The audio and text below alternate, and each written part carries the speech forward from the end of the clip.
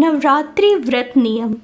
नवरात्रि के पहले दिन 9 दिनों के लिए व्रत और उपवास का संकल्प लें। इसके लिए सीधे हाथ में जल लेकर उसमें चावल, फूल, एक सुपारी और सिक्का रखें। हो सके तो किसी ब्राह्मण को इसके लिए बुलाएं। ऐसा ना हो सके तो अपनी कामना पूर्ति के लिए मन में ही संकल्प लें और माता जी के चरणों में वो जल छोड़ दें। इन दिनों व्रत उपवास में सुबह जल्दी उठकर नहाएं और घर की सफाई करें। पूरे घर में गौमूत्र और गंगा जल का छिड़काव करें। इसके बाद माता जी की पूजा करें। पूजा में ताजा पानी और दूध से माता जी का स्नान करवाएं। फिर कुमकुम, चंदन, अक्षत, फूल और अन्य सुगंधित चीजों से पूजा करें और मिठाई का भोग लगाकर आरती करें। नवरात्रि के पहले दिन ही घी या तेल का दीपक जलाएं। ध्यान रखें वो दीपक 9 दिनों तक बुझ ना पाए। व्रत उपवास में माता जी की पूजा करने के बाद ही फलाहार करें, यानी सुबह माता जी की पूजा के बाद दूध और कोई फल ले सकते हैं। नमक नहीं खाना चाहिए। इसके बाद दिन भर मन ही मन माता जी का ध्यान करते रहें। शाम को फिर से माता जी की पूजा और आरती करें। इसके बाद एक बार और फलाहार कर सकते हैं। अगर ना कर सके तो शाम की पूजा के बाद एक बार भोजन कर सकते हैं। माता जी की पूजा के बाद रोज एक कन्या की पूजा करें और भोजन करवाकर उसे दक्षिणा दें। नवरात्रि के दौरान तामसिक भोजन नहीं करें, यानी इन 9 दिनों में लहसुन, प्याज, मांसाहार, ठंडा और जूठा भोजन नहीं करना चाहिए। इन दिनों में क्षौर कर्म ना करें, यानी बाल और नाखून ना कटवाएं और शेव भी ना बनवाएं। इसके साथ ही तेल मालिश भी ना करें। नवरात्रि के दौरान दिन में नहीं सोएं। ब्रह्मचर्य का पालन करें। नवरात्रि में सूर्य उदय से पहले उठें और नहा लें। शांत रहने की कोशिश करें। झूठ ना बोलें और गुस्सा करने से भी बचें। इसके साथ ही मन में किसी के लिए गलत भावनाएं ना आने दें। अपनी इंद्रियों का काबू रखें और मन में काम वासना जैसी गलत विचारों को ना आने दें। नवरात्रि के व्रत उपवास बीमार बच्चों और बूढ़ों को नहीं करना चाहिए, क्योंकि इनसे नियम पालन नहीं हो पाते हैं। अगर नवरात्र व्रत के दौरान महिलाओं को माहवारी या पीरियड्स आ जाए तो आप हवन, ज्योत, पूजा आदि खुद ना करें, केवल श्रवण करें और व्रत करें। ऐसे करें घट स्थापना। नवरात्रि में घट स्थापना का विशेष महत्व है। कहते हैं बिना घट स्थापना के नवरात्रि पूजा अधूरी रहती है। घट की स्थापना नवरात्रि के प्रथम दिन यानी माँ शैलपुत्री की पूजा के दिन की जाती है। कलश स्थापना के लिए लाल रंग का आसन, मिट्टी का घड़ा या कलश, जौ, मिट्टी, मौली, कपूर, रोली, इलायची, लौंग, साबुत सुपारी, अक्षत, अशोक या आम के 5 पत्ते, सिक्के, लाल चुनरी, सिंदूर, नारियल, फल फूल, श्रृंगार पिटारी और फूलों का माला। माता का आशीर्वाद पाने के लिए नवरात्रों के दौरान रोज ही इस श्लोक की स्तुति करना शुभ होता है।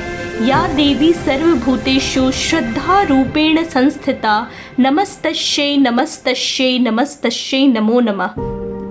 प्रातः स्नान करके शुभ साफ मिट्टी के द्वारा वेदी निर्माण कर सप्तधान जौ छीट कर जल से भरे हुए कलश में रक्षा सूत्र कलावा बांधकर वैदिक मंत्रों के द्वारा कलश स्थापना करना चाहिए। इसके बाद कलश में नारा, रोली, अक्षत, पुष्प, सुपारी, पान एवं दक्षिणा डालकर पंच पल्लव रखकर उस पर पूर्ण पात्र स्थापित कर जटादार जल भरे हुए नारियल को उस पर रखना चाहिए। फिर नवरात्रि के लिए नव दुर्गा का आह्वान एवं स्थापना करना चाहिए। घट स्थापना के दिन ही जौ, तिल और नवान बीजों को बीजनी यानी एक मिट्टी की परात में बोया जाता है, जो कि माँ पार्वती यानी शैलपुत्री को अन्नपूर्णा स्वरूप पूजने के विधान से जुड़ा है। अष्टमी अथवा नवमी को इसको काटा जाता है। केसर के लेप के बाद सबके सिर पर रखा जाता है। जोत, धूप बत्ती, फल फूल, प्रसाद आदि चढ़ाकर माँ दुर्गा के समक्ष कथा, चालीसा, कवच, अर्गला, स्तोत्र, दुर्गा सप्तशती का पाठ, हवन और आरती करें।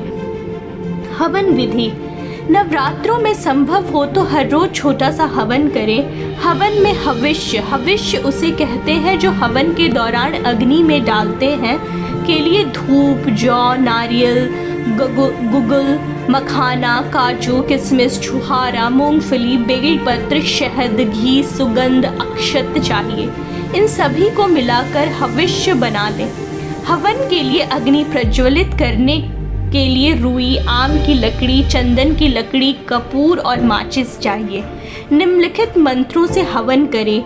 ओम अग्ने नमः स्वाहा, ओम अग्नि देवता ताम यो नमः स्वाहा, ओम गणेशाय नमः स्वाहा, ओम गौरियाय नमः स्वाहा, ओम नवग्रहाय नमः स्वाहा, ओम दुर्गाय नमः स्वाहा, ओम महाकालिकाय नमः स्वाहा, ओम हनुमते नमः स्वाहा, ओम भैरवाय नमः स्वाहा, ओम कुल देवताय नमः स्वाहा, ओम स्थान देवताय नमः स्वाहा, ओम ब्रह्माय नमः स्वाहा, ओम विष्णुवे नमः स्वाहा, ओम शिवाय नमः स्वाहा, ओम जयंती मंगला काली भद्रकाली कपालिनी दुर्गा क्षमा शिवा धात्री स्वाहा स्वधा नमस्तुते स्वाहा, ओम ब्रह्मा मुरारी त्रिपुरांतकारी भानु शादिह भूमि सुतो बुधश्व गुरुर्श्व शुक्रे शनि राहु केतो सर्वे ग्रह शांति करः स्वाहा, ओम गुरुर्ब्रह्मा गुरुर्विष्णु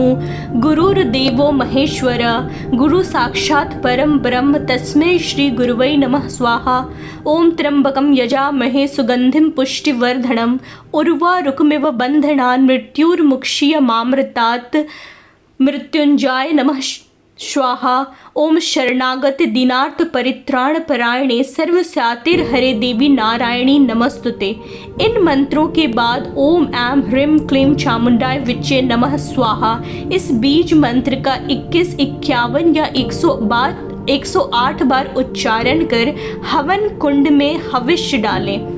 हवन के बाद गोला में कलावा बांधकर फिर चाकू से काटकर ऊपर के भाग में सिंदूर लगाकर घी भरकर चढ़ा दें, जिसको बोली कहते हैं। फिर पूर्ण आहुति नारियल में छेद कर घी भरकर लाल तुल लपेटकर धागा बांधकर पान सुपारी लौंग जायफल बताशा अन्न प्रसाद रखकर पुण्य आहुति मंत्र बोले। ओम पूर्णमदः पूर्णमिदं पूर्णतः पुण्य मुदच्यते पुनश्च पूर्णमादाय पूर्णमेल विशिष्यते स्वाहा। पूर्ण आहुति के बाद यथाशक्ति दक्षिणा माता के पास रख दें। फिर परिवार सहित आरती करके अपने द्वारा हुए अपराधों के लिए क्षमा याचना करें, क्षमा मांगे। हवन का भभूत सभी लोग लगाएं।